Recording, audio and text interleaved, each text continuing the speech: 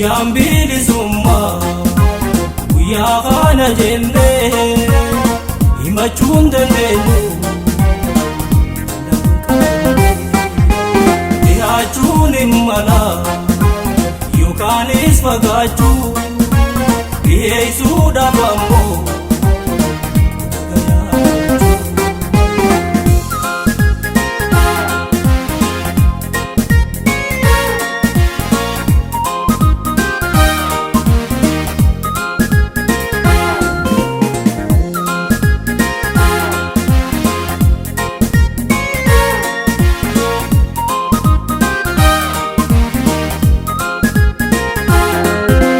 sochiinuuti goonu yeroo si murteessaa gamtaan qabsaa'uutu itti nu dhiheessaa rogayyuu sossoonee qabsoo ati miifnu dhiira bakka jirru qabsoo ati miifnu sochiinuuti goonu yeroo si murteessaa gamtaan qabsaa'uutu itti nu dhiheessaa rogayyuu sossoonee qabsoo ati miifnu dhiira bakka jirru qabsoo ati miifnu.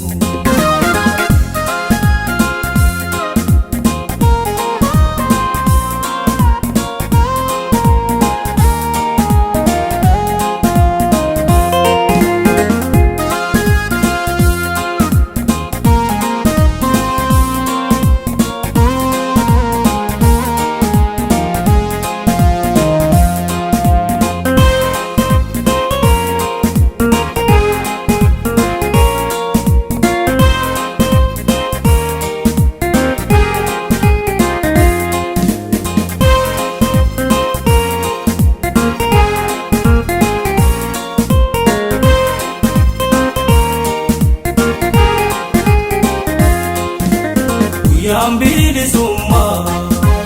guyyaa kana jennee himachuun dandeenyu dhiyaachuun hin mala yookaanis fagaachuu dhiyeessuudhaaf ammoo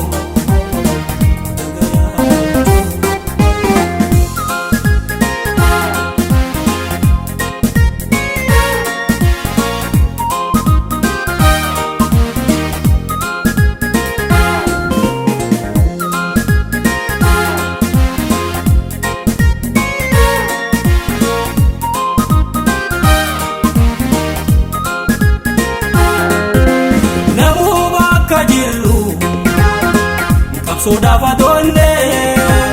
dirqamarra jirru yoo bakka hin geenye haalaan as dhihoodha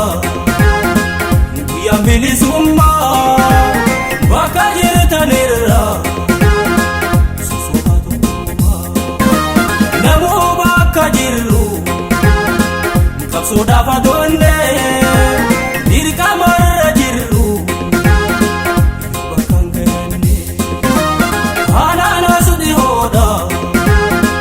guyyaan bilisummaa bakka jirtanirra sosooma tokkummaa.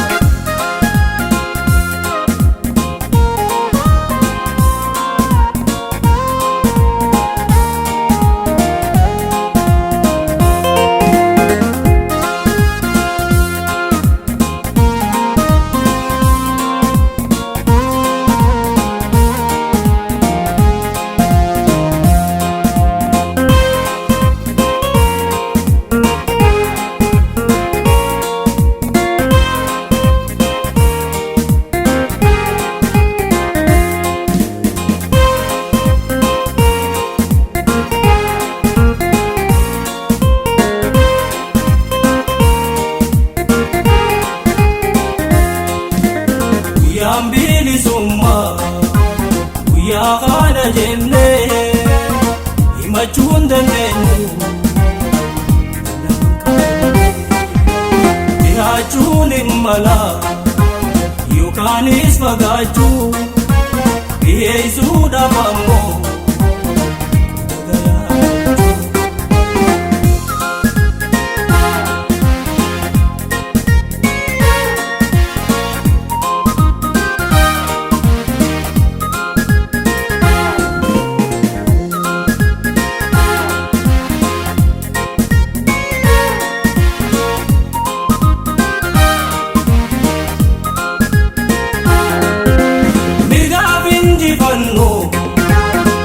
qabsoo argamsiisaa